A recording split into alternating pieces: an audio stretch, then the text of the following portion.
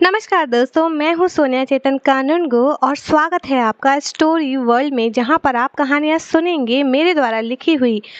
I know इस भागती दौड़ती समय में आपके पास में इतना समय नहीं होता है कि मोबाइल को सामने लेकर के कहानियों को पढ़ा जाए, इसीलिए मैंने एक नया तरीका निकाला और अपनी कहानियों को मैंने ट्राई किया कि मैं उसमें अपना वॉइस डाल सकूं और आप इजीली उसे सुन सकें।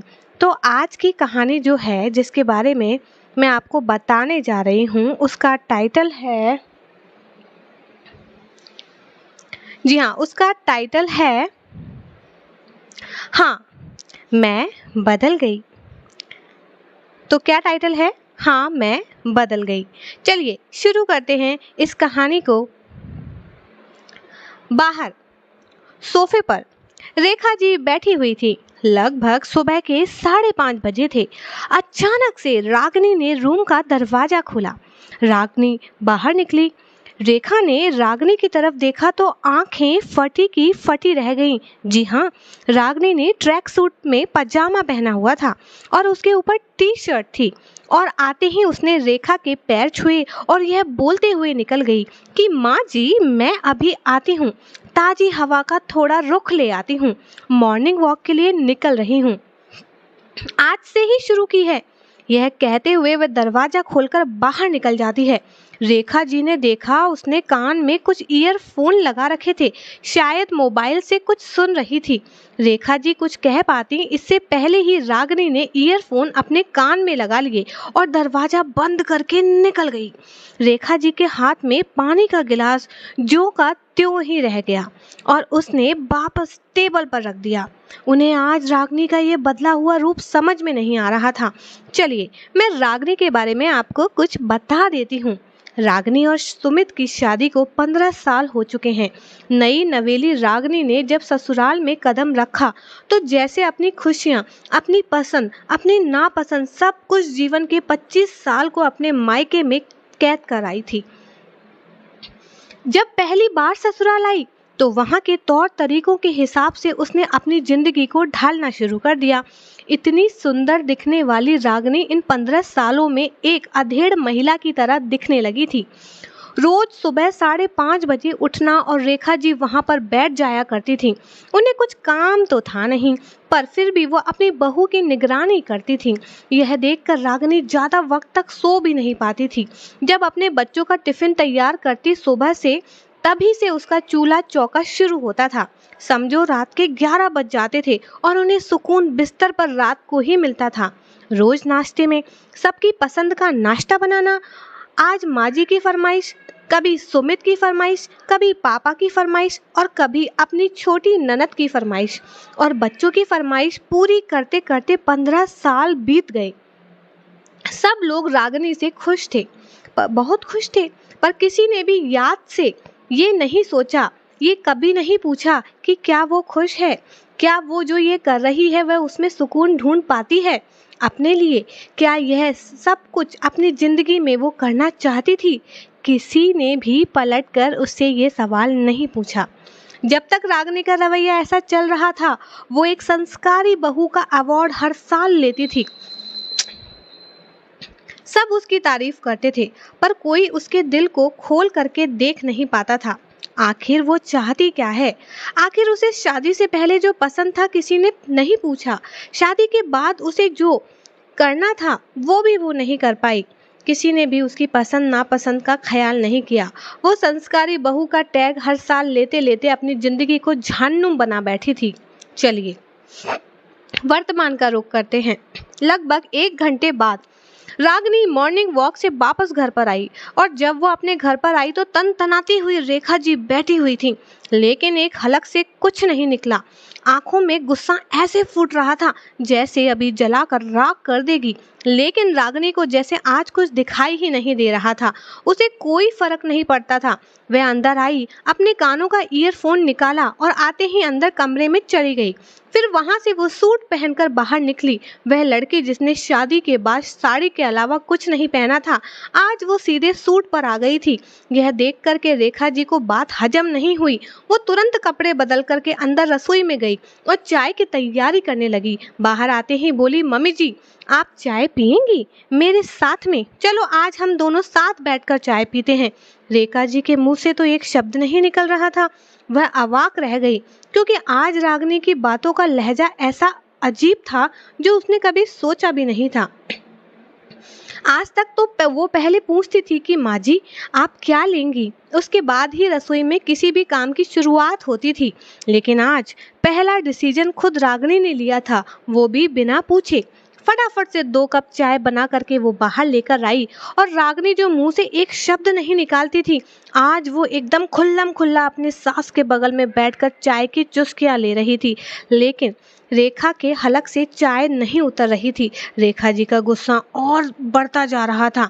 वह बस बरसने ही वाली थी कि रागिनी वहां से उठकर चली गई। जब बारी नाश्ते की आई तो आज रागिनी ने नाश्ते में किसी की पसंद नहीं पूछी। बस बाहर आकर के अपनी सास से कहा कि मम्मी जी इतने लोगों की फरमाइश मैं पूरी नहीं कर पाऊंगी, अब मैं नाश्ता वही बनाऊंगी जो सब लोग एक ही खाएंगे। एक ही नाश्ता होगा और सबको एक ही नाश्ता करना होगा। नाश्ता बनाने में मुझे लगभग 2-3 घंटे बीत जाते हैं। सबकी पसंद के मुझसे अब नहीं होता। रेखा जी को समझ नहीं आ रहा था कि वो क्या जवाब दे। आज रागिनी जो कभी भी बिना पूछे नाश्ते की तैयारी नहीं करती थी, सबसे पूछती थी तुम्हें क्या खाना है। यह सब करते करते सब लोगों को आदत हो चुकी थी अपनी फरमाइश की रागिनी के ऊपर डालने की। लेकिन आज रागिनी ने अपने आप को पूरी तरीके से बदल लिया था। आज जब डाइनिंग टेबल पर सब लोग नाश्ता करने के लिए बैठे तो वहां सिर्फ 2 ही तरह के नाश्ते थे, उसके अलावा कुछ नहीं था। सबने बोलना शुरू किया, ये क्या रागिनी, तुमने आज पूछा ही नहीं कि हमें क्या खाना है। तो रागिनी ने पलटकर जवाब दिया, बनाने वाली मैं हूँ और आज से वही बनेगा जो मैं बनाऊंगी। आपको खाना है तो खाइए, नहीं खाना तो मत खाइए। सब लोगों का निवाला उनके सामने ही रह गया। उन्हें समझ नहीं आ रहा था कि वो क्या जवाब दे। तुम ठीक तो हो ना रागिनी, कोई भूत तो नहीं चढ़ गया आज? सुमित ने रागिनी को अचंभे से देखा। रागिनी की ननद जो उससे 6 साल छोटी थी, पर तलाक होने के बाद से वो वहीं रहती थी, तपाक से बोली, कोई फिल्म देखी है क्या भाभी? रेखा जी अभी शांत समंदर में तूफान की तरह चुप थी। रागिनी ने बस यही कहा, नहीं दीदी, बस अब नहीं होगी सबकी फरमाइशें पूरी मुझसे। यह कहकर वो अंदर चली गई। लेकिन एक बात थी, सब लोगों के बीच में बस धीरज जी, रागिनी के जो ससुर थे, वो शांत थे। उनके चेहरे पर कोई शिकन नहीं थी, ना ही उन्होंने रागिनी से कोई शिकायत की। थोड़ी देर में रागिनी बाहर आई और बैग साथ में था। सबके सामने बोली, उसने पास में ही एक संगीत की क्लास ज्वाइन की है जो आज से वहीं पर जाने वाली है। एक संगीत की क्लास ज्वाइन की है तो आज से वहीं पर वो अपने दिन की शुरुआत करेगी। यह सुनते ही रेखा जी का सब्र का बांध टूट गया। उन्होंने अपने हाथ में पकड़ा हुआ पानी का गिलास जोर से फेंका। उसकी आवाज से एक पल को रागिनी सहम जरूर गई थी, लेकिन फिर उसने अपने आप को वो बल दिया कि वो किसी के सामने भी घबराएगी नहीं। रेखा जी उठी और रागिनी के पास गई। पागल हो गई है? शादी के इतने साल बाद क्या घर गृहस्थी की सीमाएं भूल गई है? सुबह से देख रही हूँ तेरे तेवर बहुत बदले बदले हैं। साड़ी की सादगी में रहने वाली आज क्या पहन कर आई है? रसोई में क्या क्या पकेगा ये आज पूछना भूल गई है? खुद की मालकिन खुद बन बैठी है और ये क्या नया शौक पाला है संगीत का? कोई फिल्म देख कर आई है? आज रागिनी का रोष फूटा। यही देखना था मुझे माँ जी कि आप सब लोग मेरे बारे में क्या सोचते हो। जब तक कठपुतली की तरह नाचती रही सबने मेरे कर्तव्य की तारीफ की, पर आज अपने मन की कुछ की तो सब एक पल में पराये हो गए। क्यों? क्योंकि सुमित तुम भी मुझे नहीं समझते। जब हमारी शादी हुई थी तो क्या पंडित जी ने तुमसे और मुझसे ये वचन लिए थे कि आज से हम दोनों अपनी पसंद और नापसंद को हमेशा के लिए खो देंगे।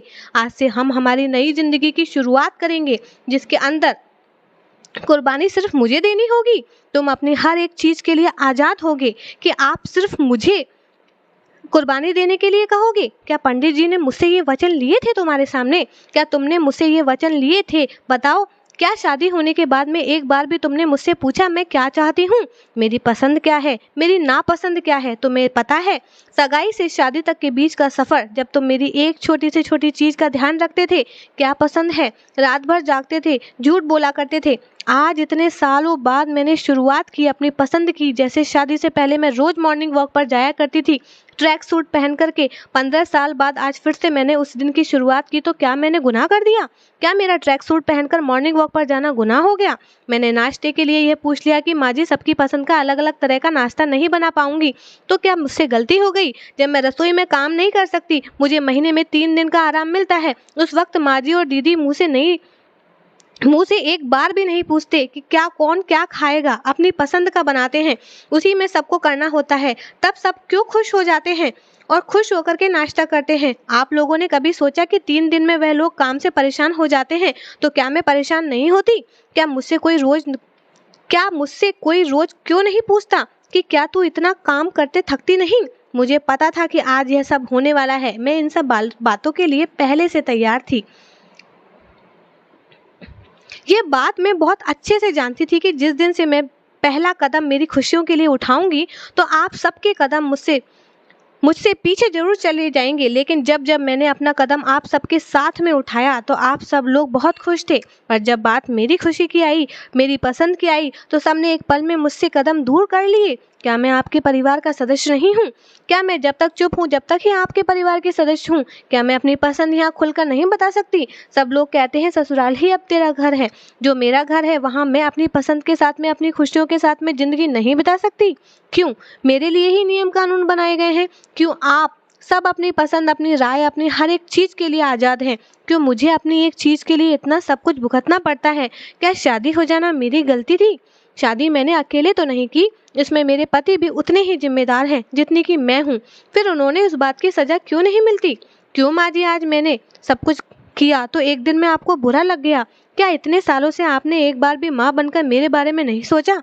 आपकी शादी हुई होगी, आप भी इन्हीं परिस्थितियों से गुजरी होंगी, आपके मन पर भी न जाने कितनी ठेस लगी होगी, आपको भी न जाने कितनी बार अपनी पसंद को एक ताक में रखकर अपनी जिंदगी को जीने पर मजबूर करना होगा।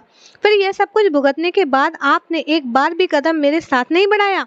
आपने एक बार भी मुझे नहीं कहा कि बेटा, मैंने जो भुगता वो तू नहीं भुगतेगी। हमेशा खामोश रहने वाली रागनी आज जब बोल रही थी तो सबकी बोलती बंद हो गई थी। इतना आग बबूला हो रही थी, रेखा एक पल में शांत हो गई थी। आज उसके पास कहने के लिए कुछ नहीं था। सच तो था, 15 साल से वो चुपचाप आंखें बंद कर, कान बंद कर, बंद मुंह कर गृहस्थी को बड़े प्यार से निभा रही थी। आज उसने पहली बार अपनी पसंद के लिए कदम उठाया तो सब लोगों ने कदम पीछे खींच लिए। ये कैसा परिवार था? अरे परिवार तो वो होता है जहाँ सब लोग अपने आपस में मिलजुल करके जिंदगी जीते हैं, जहाँ आपस में एक दूसरे की खुशियों का ध्यान रखा जाता है। वहाँ पर तिल तिल किसी को अपनी खुशियों के लिए तड़पना नहीं पड़ता। फिर वह बहू हो या बेटी, क्या फर्क पड़ता है? हमारे समाज में जिसे अपनी पसंद और अपनी नापसंद और अपनी न जाने कितनी चीजों के साथ में समझौना करना पड़ता है सिर्फ शादी करने की वजह से। रेखा जी तुरंत खड़ी हो गईं। जैसे ही रेखा खड़ी हुई, रागिनी को घबराहट हुई, क्योंकि वो गुस्से में बहुत कुछ बोल गई थी, पर आज भी उसके मन में हड़बड़ाहट होती थी। जैसे ही रेखा जी खड़ी हुई, उन्होंने सबके सामने बोला, आज से रागिनी हर एक पसंद का खुद ख्याल रखेगी और हम भी उसकी पसंद का ख्याल रखेंगे।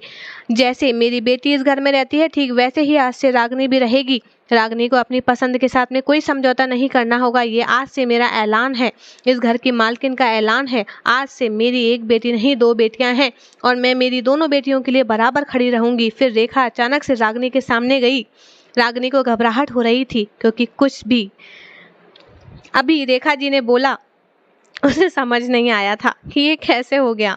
यह तो एक चमत्कार हो गया था। उसने सांप के बिल में हाथ डालने की कोशिश की और जिंदा वापस आ गई। यह एक बहुत बड़ी बात थी।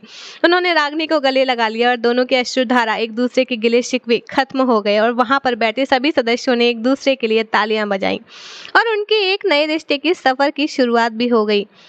तो दोस्तों, ये कहानी थी रागिनी की। न जाने हमारे समाज में कितनी रागिनियां होंगी, उनके साथ भी ऐसा ही होता होगा। कुछ अपना मुंह खोलती हैं, कुछ नहीं खोलती हैं। बहुत सारी समस्याओं का उन्हें सामना करना पड़ता होगा। तो यह कहानी यही संदेश देती है कि हर इंसान को अपनी जिंदगी जीने का पूरा हक होता है। रिश्तों के टैग लग जाने से उसकी पसंद, नापसंद और उसकी खुशियां कम नहीं हो जाती। वो उसकी ज़िंदगी है और उसे पूरा हक है अपनी ज़िंदगी जीने का। आई होप सो कि आपको मेरी ये कहानी पसंद आई होगी। प्लीज़ मुझे बताइएगा। Thank you so much.